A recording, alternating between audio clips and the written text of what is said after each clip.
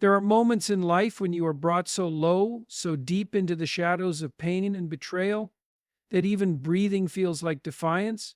They thought that would be the end of you. They looked at your shattered spirit and assumed you'd never rise again. They mistook your silence for defeat, your tears for weakness, your isolation for collapse. But what they didn't see, what they couldn't possibly comprehend, was that in your breaking, something sacred was taking root. Pain was not the end of your story. It was the beginning of a deeper truth. You weren't destroyed. You were being reforged. And now, while you've risen quietly, without theatrics or vengeance, they are the ones who cannot find peace. Their memory of what they did, what they took lightly, won't let them rest.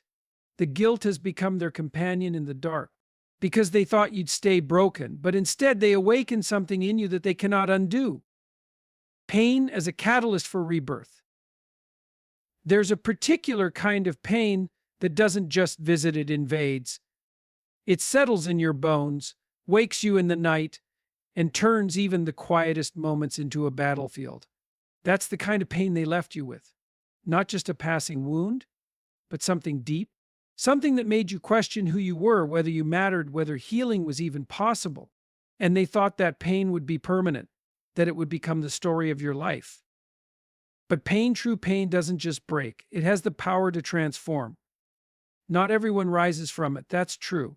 Some people are consumed by it, but you allowed it to burn through the illusions. You didn't run from it. You didn't numb it. You stood in the middle of the wreckage, broken but conscious, wounded but awake. And that was the moment everything started to change, even if it didn't look like change at the time. Transformation rarely begins with clarity. It starts with confusion, with sleepless nights, with trembling hands and quiet prayers. It starts with asking questions you don't have answers to. Why me? What did I do to deserve this? How do I come back from this? These aren't signs of weakness. They're signs that your mind is trying to reconcile reality with what it believed should have been. And in that agonizing search, you began to build something stronger than before: awareness. This is where people misunderstand resilience. They think it's about never breaking. But real resilience is born in the break, in the shattering, in the disillusionment. It's not pretty, it's not inspirational in the beginning. It's terrifying. Because when your identity has been fractured, especially by betrayal, abandonment, or emotional cruelty, you're left without the armor you once wore. You see yourself as raw, exposed, and painfully human. And it's in that exposure that you either collapse or begin to wake up. You began to wake up. Not all at once, not with a grand declaration, but quietly, in small, painful choices. You started setting boundaries. You said no to things you once tolerated. You stopped apologizing for existing. You walked away from dynamics that drained your soul, even when it felt like you were walking into loneliness. That wasn't weakness, that was strength beginning to speak softly at first, but louder with time. They never expected that. The ones who caused the fracture, they had a story in their minds. A version of you frozen in the moment they hurt you. They assumed you'd stay there, emotionally stuck, psychologically paralyzed. What they couldn't see was what that moment was actually doing to you. Yes, it was breaking something, but not the part they thought. It was breaking the illusion that you needed their approval, that your worth came from how gently you were treated, that your value was determined by their ability to recognize it. You started to find your value in the ashes. You learned to hold space for your grief without letting it swallow you. You began to see the difference between loneliness and peace, between being alone and being whole. And even though the pain didn't disappear overnight, it stopped controlling you. It stopped defining you.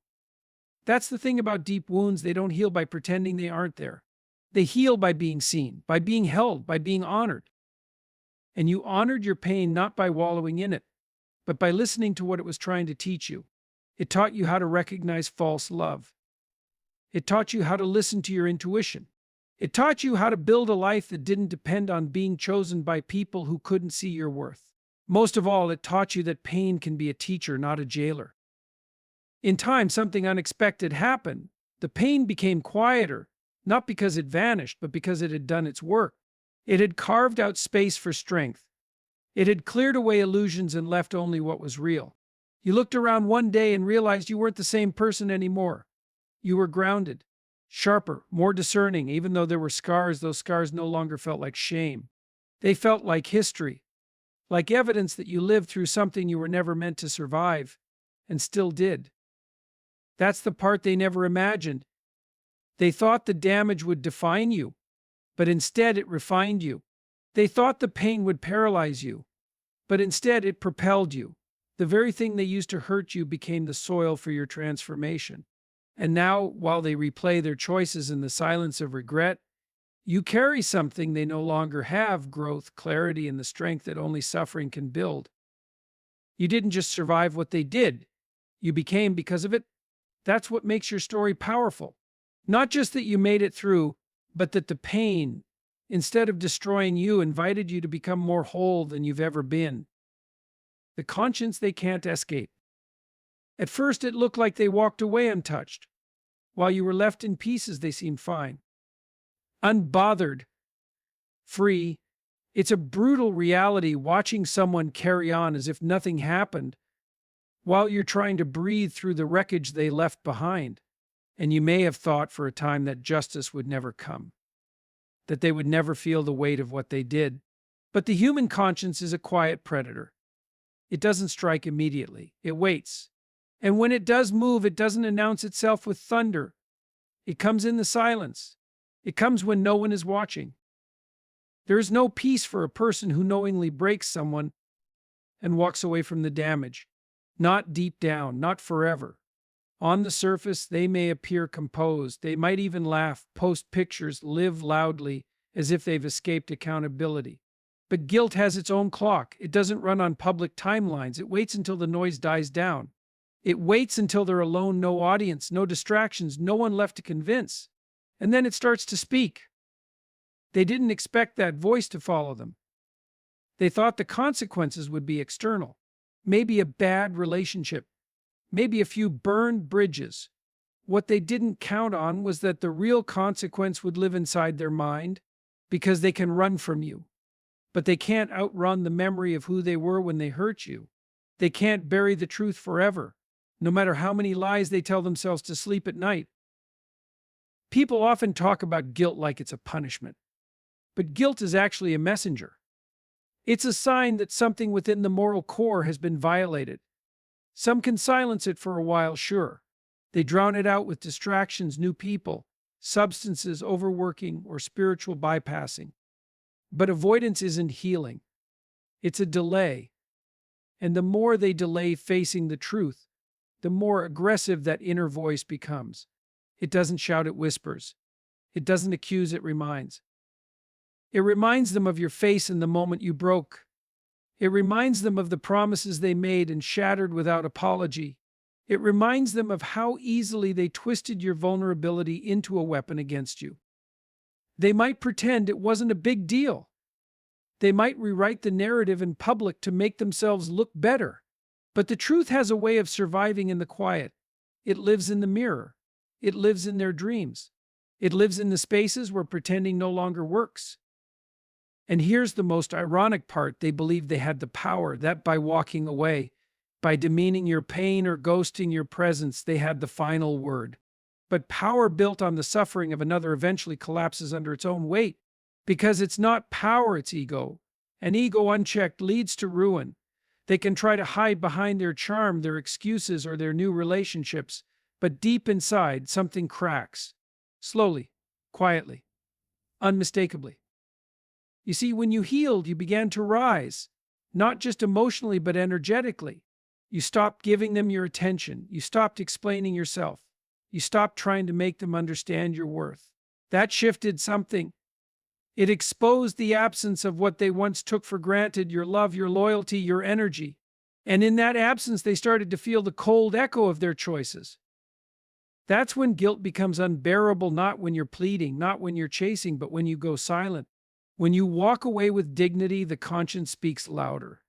They begin to remember not just what they did, but what they lost. And what they lost wasn't just a person, it was a safe space. A presence that once made them feel seen. A heart that once gave without keeping score. That realization doesn't hit all at once. It builds.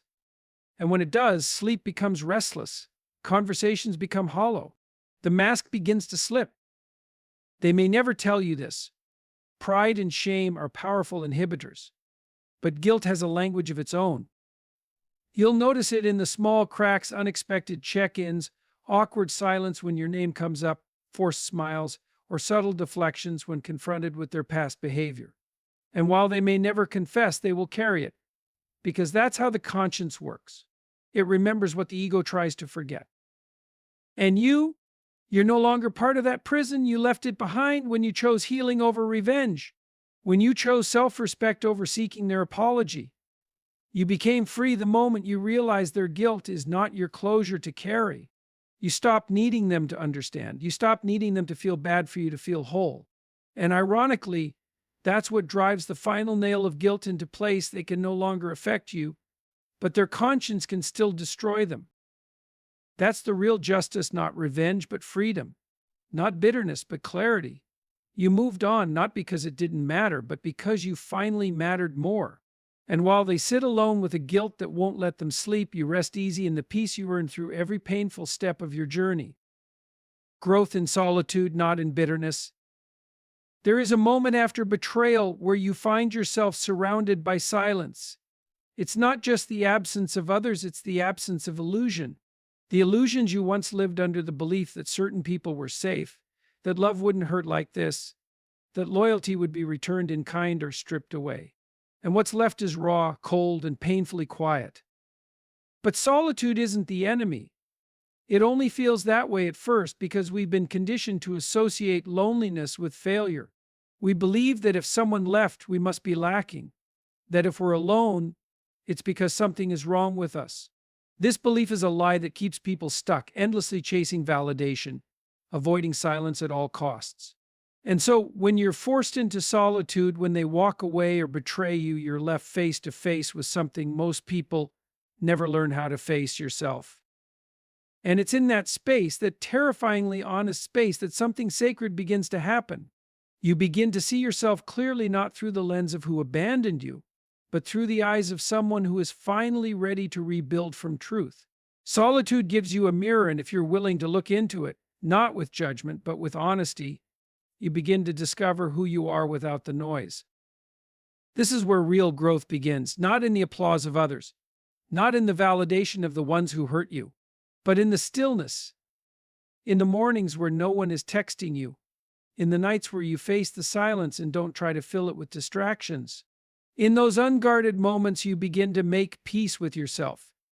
You begin to see that your value is never diminished just because someone failed to recognize it. The temptation to grow in bitterness is strong. Bitterness promises safety. It tells you that if you harden yourself, if you stay angry, you won't be hurt again. And for a while, it feels like protection. But bitterness is a cage. It locks you in with the very pain you're trying to escape. You become trapped in replaying the past, arguing with ghosts, waiting for people to feel sorry or finally admit they were wrong. And all the while, your present life remains hostage to a wound that refuses to heal. But solitude, if embraced with courage, offers a different kind of protection. Not the protection of walls or resentment, but the protection of understanding. You begin to see the patterns. You begin to understand why you tolerated what you did, why you ignored your intuition, why you kept giving chances to those who proved undeserving. And instead of blaming yourself with shame, you begin to learn. You don't become bitter, you become wiser. This kind of growth doesn't happen overnight. It's slow, it's non-linear. Some days you'll feel strong. Other days the grief returns without warning, but that's the nature of healing. It moves in waves. What matters is that you stay with yourself in those moments. You don't abandon your process just because it hurts. Because that's what they did. They walked away from the mess, but you didn't. You stayed. You cleaned up what they left behind. Not because you had to, but because your future self deserved better. And over time, you start to notice something shift. You no longer fantasize about revenge. You no longer need to prove your worth to those who threw it away. You no longer feel the need to be understood by those committed to misunderstanding you. That's the fruit of solitude. It sharpens your vision. It teaches you the difference between longing and settling, between love and attachment, between connection and dependency. You begin to make choices from clarity, not from pain. You start to say no with confidence, not guilt. You protect your peace without apology. And most of all, you begin to feel at home in your own skin. That's not a small victory, that's everything. Because the person who can sit with their own soul in silence and not flinch, that person is powerful. That person cannot be manipulated with flattery or broken with neglect. That person is roots. And when you re-enter the world, because it won't be from a place of proving. It will be from a place of knowing who you are, knowing what you deserve, knowing that solitude didn't diminish you, it built you. And in that building, you found something no relationship, no apology, no closure could give you: self-respect. That's the paradox. You had to be alone to remember you were never truly alone. You always had yourself. And now, because you didn't turn bitter, because you chose to grow instead of harden, you carry something rare: peace, integrity, wholeness. And that is the kind of strength that doesn't shout, doesn't demand, doesn't chase, it simply is. And the ones who hurt you, they may never understand the cost of what they did. They may never apologize. But you're not waiting anymore. You're not carrying their guilt or begging for their recognition. Because your growth didn't happen in their arms, it happened in your own. In solitude. And that kind of growth doesn't just change your life, it changes who you are forever. Their regret is the mirror they can't turn away from. There's something deeply unsettling about realizing too late what you once had. Regret, unlike guilt, isn't just a quiet voice in the background, it's a mirror. A brutal, reflective surface that shows not just what you did, but what you lost because of it. And for them, that mirror has become impossible to ignore. They thought you'd always be there, that no matter how many times they pushed you aside, you would return, that your patience would never run dry, that your love would be a constant they could depend on even if they never reciprocated it. So they tested the limits. They mistook your loyalty for weakness. They confused your forgiveness with permission.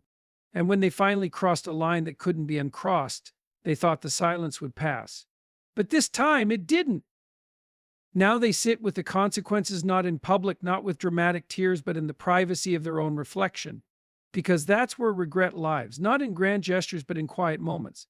In the places where distractions no longer work. In the early mornings, in the empty rooms, in the faces of people who can't fill the space you once held. That's when the truth comes into focus, not the version they crafted to feel better about themselves, but the real one.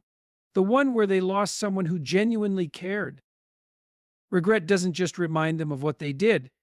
It reminds them of who they were when they did it. It forces them to face the parts of themselves they tried to hide: the selfishness, the cruelty, the cowardice. They might have once framed you as too emotional, too sensitive, too much. But now they realize those were projections meant to protect their ego from facing the reality that they were not enough. Not enough to hold something sacred. Not enough to show up when it mattered. Not enough to value what they had before it was gone. And now the loss echoes. It shows up in subtle ways: when a song plays that once reminded them of you, when they see someone who resembles you in a crowd, when they reach for their phone instinctively but have no right to text you anymore. The connection they took for granted is now an absence they can't explain away. And it lingers. Not because they want you back, necessarily, but because they know they'll never find another version of you again. That's what real regret does. It reveals the uniqueness of what was lost. In a world full of shallow connections and surface-level relationships, they had something real. Someone who didn't just want them for what they had or who they pretended to be, but someone who loved them at their core. And they discarded that, not out of malice, but out of ignorance, immaturity, fear. And now they can't unsee it. They watch you now, maybe from a distance, maybe in silence. They see the strength that came from your healing, the clarity in your boundaries, the peace that radiates from someone who no longer needs chaos to feel connected. And that contrast cuts deep, because they know they contributed to the very pain that transformed you. They didn't just lose you, they helped create the version of you they now admire but can no longer reach. This is the hardest part for them, realizing that you were their chance. Not their possession, not their project, but their mirror. You reflected back to them the parts of themselves they didn't want to confront. And instead of embracing that opportunity for growth, they blamed you. They ran. They mocked. And now the mirror doesn't show your flaws, it shows theirs. That's what regret really is, the full picture, unfiltered, unspun. They may try to move on, they may find someone new, but deep inside they'll know it's not the same. Because you didn't just offer love, you offered depth, honesty, presence. And once someone has tasted that, even if they weren't ready for it, every shallow imitation afterward feels hollow. They may pretend they're fine, they may say it didn't affect them, but pretending and peace are not the same. And here's what matters most: you don't need their regret. You don't need them to fall apart to validate your healing. Because the real power is that you no longer seek anything from them, not understanding, not closure, not reconciliation. Their regret is not your revenge, it's their reality. And you've outgrown it. You've stepped into a life where your value is no longer debated, where your energy is guarded, your peace is prioritized, and your worth is self-defined. And the people who come into your life now are met with a different version of you, one that doesn't beg, doesn't chase, and doesn't settle. That growth didn't come cheap. It was paid for with tears, silence, and nights you almost gave up, but it was worth it. So while they wrestle with the image of who they chose to be when they had you, you continue to evolve. Not out of spite, but out of purpose. Because their regret may be the mirror they can't turn away from, but your life is the reflection of what happens when someone refuses to stay broken. You become the lesson life teaches them. There comes a point in every person's journey when they are forced to face the consequences of their carelessness, not by punishment, but by experience. And often the most unforgettable lessons in life do not come from events, but from people. People they once underestimated, people they dismissed, people like you. When they chose to mistreat you, they didn't see you as a lesson. They saw you as someone who would always be there, someone who would bend rather than break, someone who would endure their inconsistencies without boundaries. They didn't recognize the sacredness of what you gave. They didn't take the time to understand the depth of your loyalty, the purity of your intentions, or the value of your love. And so they mishandled you. What they didn't realize at the time was that their actions were writing a lesson they would one day be forced to learn. At first, it doesn't register. Life still feels the same. They feel free, untouched. They find new distractions, new relationships, new stories to spin about why things ended. They rewrite history to soothe their pride, but life has its way of circling back. It doesn't chase them with vengeance, it simply waits for them to evolve, and when they don't, life introduces them to someone who reflects their own behavior right back to them. That's when the lesson begins. They meet someone who treats them the way they treated you. Someone who is inconsistent, cold, unavailable. Someone who disappears when things get hard or uses affection as a tool of control. And at first, they won't see it. They'll think it's a one-off situation, just bad luck. But over time, they begin to notice the emotional absence, the lack of care, the hollow echo of their own past behavior now directed toward them. And it clicks not as punishment, but as clarity. They finally understand what it felt like to be on the other side of their choices. This isn't karma in the dramatic sense. It's not about them suffering while you watch from a distance. It's deeper than that. It's about them being forced to confront the emotional impact of their actions, not through your pain, but through their own. It's about life holding up a mirror and saying, this is what you gave. Now feel it, understand it, grow from it. You become the blueprint of what they will measure others against. You become the one that got away not because you were flawless, but because you were genuine, honest, real. And the more superficial their new connections become, the more they are haunted by the authenticity they lost.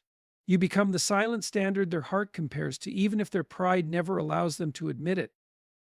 At some point, they'll remember the things you did that no one else bothered to do.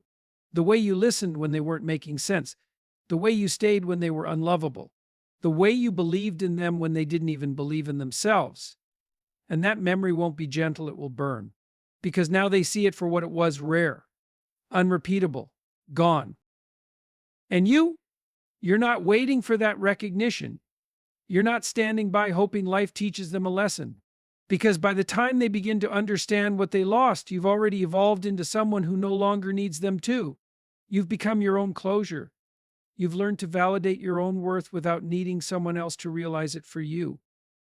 That's the most powerful transformation of all. You were not their downfall. You were their opportunity. You were the crossroads between the person they were and the person they were meant to become. They chose not to evolve at that moment and life continued on.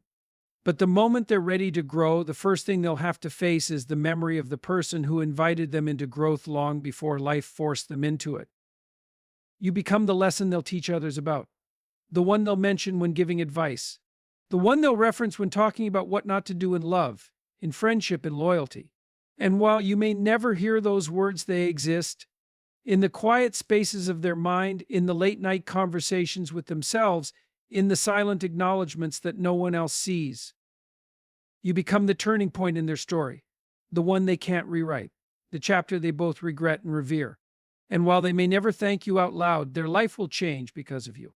Because of how deeply you felt, how honestly you showed up, how gracefully you walked away when they no longer deserved access to your heart. And this, in the end, is the justice that matters, not revenge, not regret, but impact. The impact of your presence, your love, your truth, the kind of impact that doesn't fade when you leave, but only becomes louder in your absence. That's what real power looks like, not dominance, but influence. Not fear, but memory. You didn't just pass through their life. You shaped it. So if you ever wonder whether they learned to understand this, you were the lesson. Not because you hurt them, but because they hurt you, and you still became someone better. That reflection will follow them. And that reflection is how you become unforgettable.